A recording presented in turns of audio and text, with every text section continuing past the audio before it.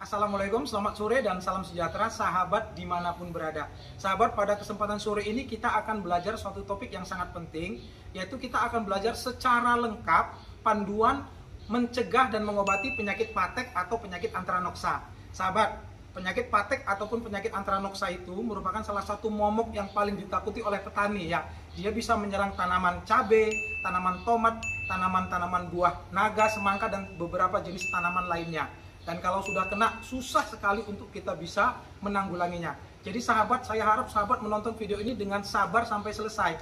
Karena mustahil bagi kita kalau kita ingin mengobati tetapi kita tidak tahu dari awal tentang sifat penyakitnya, tentang bagaimana mencegahnya, dan tentang pengobatannya secara keseluruhan. Jadi tonton sampai selesai, ada beberapa poin yang penting. Yang pertama, kita akan mengenal apa itu penyakit patek, kemudian apa penyebabnya, kemudian yang ketiga gejalanya. Nah, yang keempat ada 11 nanti. Yang poin keempat kita akan memperkenalkan 11 langkah-langkah pencegahan agar tanaman-tanaman yang kita tanam itu jangan terkena antranoksa atau patek. Nah, yang kelima nanti poinnya adalah poin pengobatan. Jadi kalau sudah kita lakukan pencegahan tetapi masih kecolongan, kita akan belajar pengobatannya. Saksikan sampai selesai. Poin pertama, apa itu patek? Patek merupakan penyakit yang disebabkan oleh infeksi jamur, ya. Nah, patek ini kalau penampakan tanaman yang terkena patek itu seperti ini dia, sahabat. Jadi cabenya menjadi kering-kering, ya, coklat dan tidak bisa dipanen. Penyebab dari patek adalah poin yang kedua yang ingin saya jelaskan, merupakan jenis jamur, yaitu Clostridium capsii dan satu jenis jamur lainnya. Nah, jenis jamur ini biasanya berkembang biak terutama pada musim hujan di mana kelembapan pada areal kebun dan pekarangan itu meningkat. Tanda-tanda tanaman yang terkena patek itu biasanya kita bisa jumpai pada bagian buah maupun batangnya, di mana batangnya biasanya ditandai dengan bintik kehitam-hitaman dulu, kemudian buahnya akan mengkerut dan kering dan menjadi rusak. Nah, ini merupakan penyakit yang paling ditakuti oleh para petani karena bisa menyebabkan kegagalan panen dan kerugian yang luar biasa. Nah, sahabat, kita akan belajar ada 11 langkah pencegahan, jadi harus menonton karena memang mustahil bagi kita untuk bisa mengatasi patek ini kalau kita tidak melakukan pencegahan dari awal. Ya, kalau bujuk-bujuk kita hanya mengobati, hasilnya enggak akan maksimal. Jadi usahakan penata laksanaan patek ini dimulai dari pencegahan dari awal. Pencegahan poin yang pertama adalah kita menggunakan bibit yang steril atau bebas dari patek. Nah, infeksi patek atau antranoksa ini bisa ditandai dari bibitnya, dari bijinya. Jadi kalau bijinya sudah ada bintik-bintik hitam, jangan dipakai. Dan kalau bisa, perlakuan biji sebelum kita semai atau kita tanam itu minimal direndam dengan air yang hangat atau air agak panas untuk mematikan jamur yang ada di situ ya. Atau kalau mau lebih bagus lagi, direndam dengan air yang diberikan fungisida. Fungisidanya boleh apa saja, bisa antrakol, bisa amistartop ataupun pilihan-pilihan lain. Nah, ini adalah langkah pencegahan yang pertama, menggunakan bibit yang steril bebas dari bibit antranoksa. Pencegahan yang kedua adalah mempersiapkan lahan, sahabat. Sahabat, lahan yang akan kita tanami itu, kalau di kebun terutama ya, biasakan diberikan fungisida alami, yaitu trichoderma, misalnya Sakopi, Anfus ya. Kalau kita menanam di polybag seperti ini, pada waktu membuat media tanam kita juga bisa mencampurkan fungisida hayati itu trichoderma, yaitu misalnya Sakopi ataupun Anfus ketika membuat pertama sekali. Ini adalah merupakan bagian dari persiapan lahan ya, sahabat ya. Nah, kalau sahabat ingin tahu bagaimana cara membuat media tanam paling aman, paling gembur, paling sehat dan steril, saya sertakan linknya ada di deskripsi. Kalau sahabat misalnya ingin tahu bagaimana sih pengolahan lahan ideal kalau kita ingin menanam cabai atau tanam tomat ya, tanam terong-terongan di kebun, kita akan ajarkan bagaimana langkah-langkah yang ideal membuat atau mempersiapkan lahan secara benar. Ya, ini adalah yang kedua poin pencegahan, yaitu mempersiapkan lahan. Salah satunya adalah dengan memberikan trichoderma sebagai fungisida hayati yang dapat membunuh bibit-bibit penyakit antranoksa yang ada di dalam media tanam.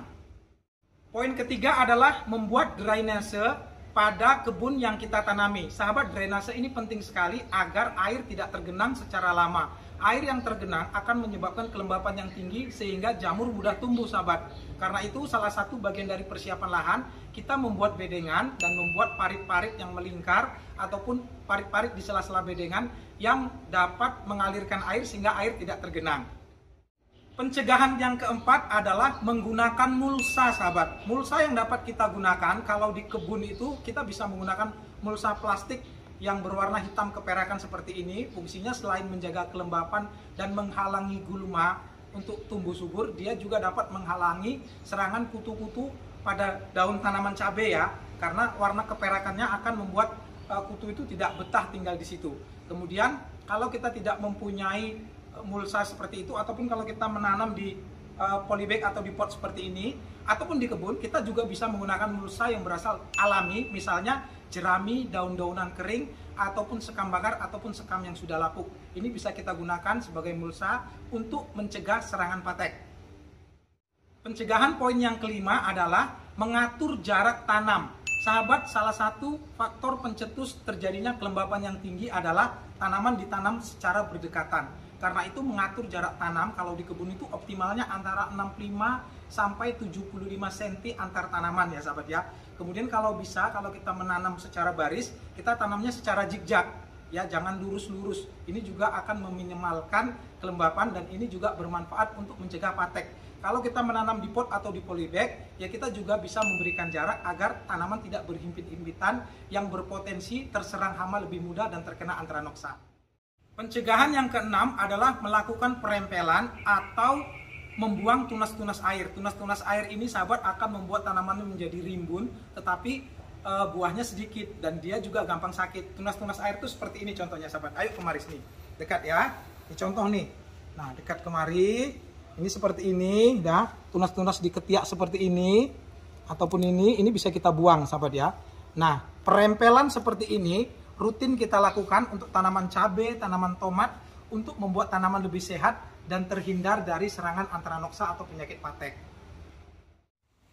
Pencegahan yang ketujuh adalah pemupukan seimbang. Sahabat, salah satu pencetus terjadinya serangan jamur patek ataupun antranoksa ini adalah pupuk kandungan nitrogennya yang tinggi. Karena itu kalau misalnya kita ingin mencegah, jangan berikan pupuk kandungan nitrogen yang tinggi secara berlebihan.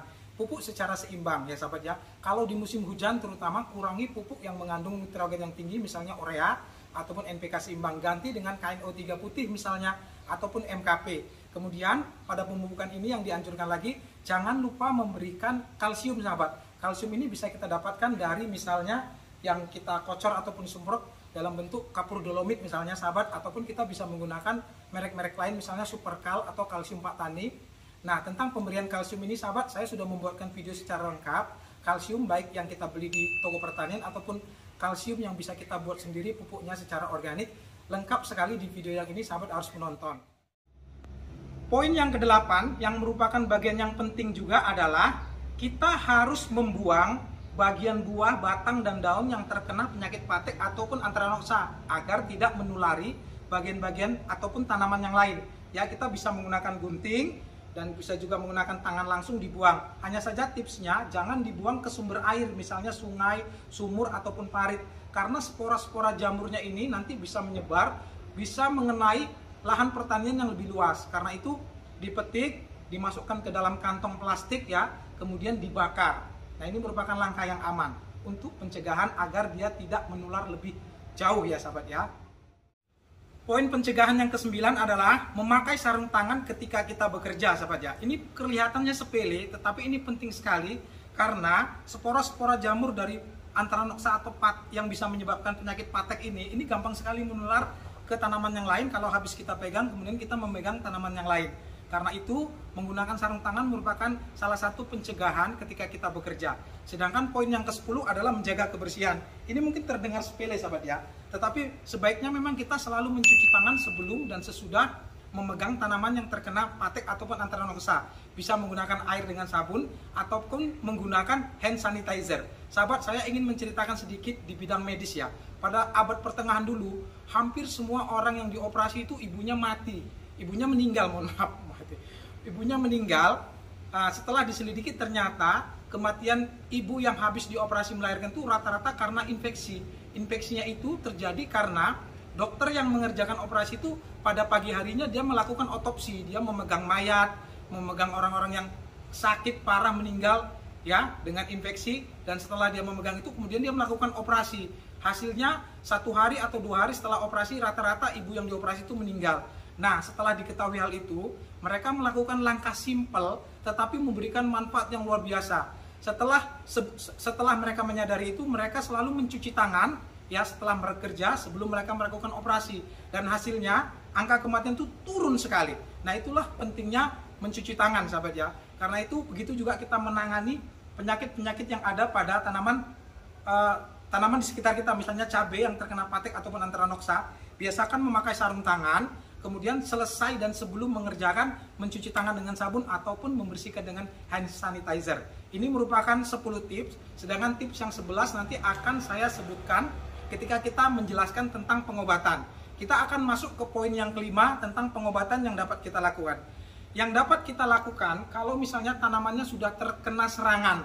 Nah, ini memang rasanya pusing sekali. Banyak sekali yang beredar formula-formula, racikan-racikan yang direkomendasikan untuk mengobati. Sebenarnya hampir semua lumayan berhasil, tetapi nggak akan optimal sekali. Karena itu saya menyarankan sebenarnya poin-poin pencegahan di awal ini yang harus kita kuatkan.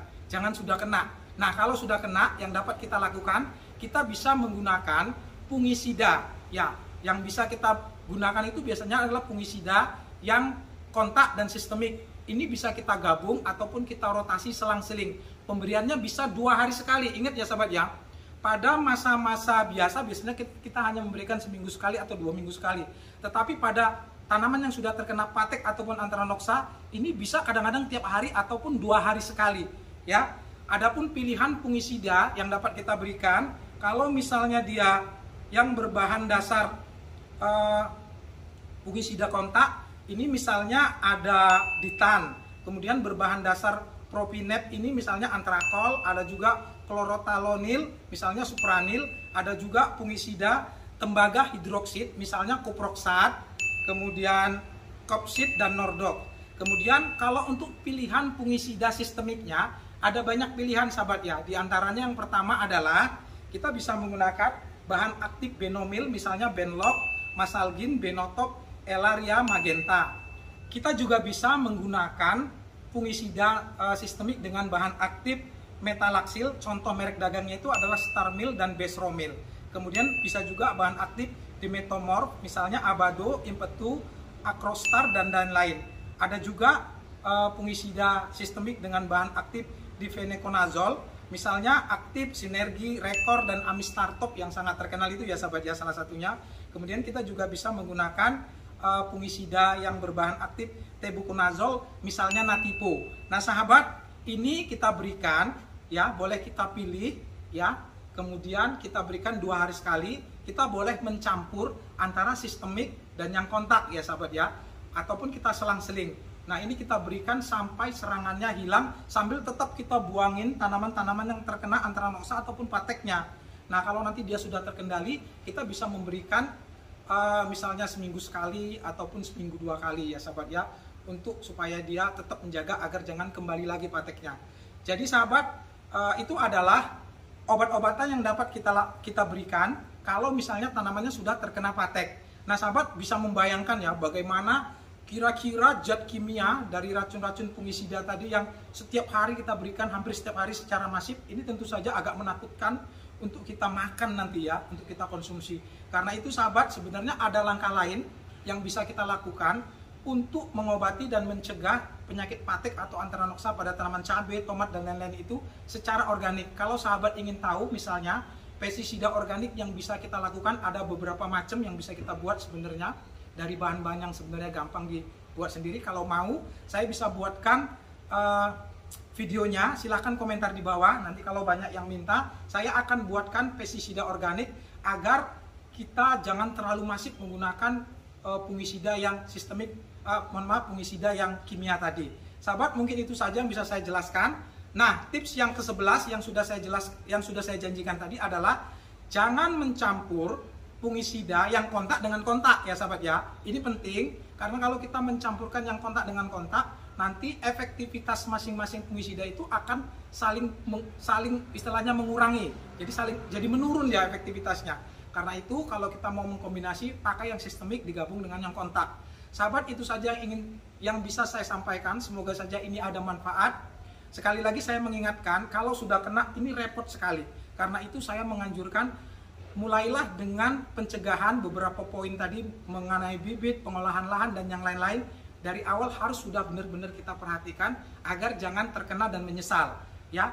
Mudah-mudahan bermanfaat. Kalau sahabat menganggap ada manfaat yang bisa diambil dari video ini, silahkan share video ini sebanyak-banyaknya. Dan oh ya, sahabat kalau ingin tahu ya video tentang menanam cabai ini secara lengkap untuk skala rumahan di polybag, saya sudah ada videonya yang ini, silahkan ditonton, nanti ada di deskripsi.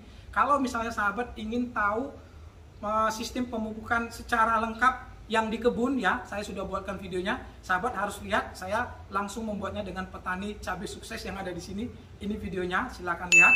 Terima kasih, semoga bermanfaat. Assalamualaikum warahmatullahi wabarakatuh.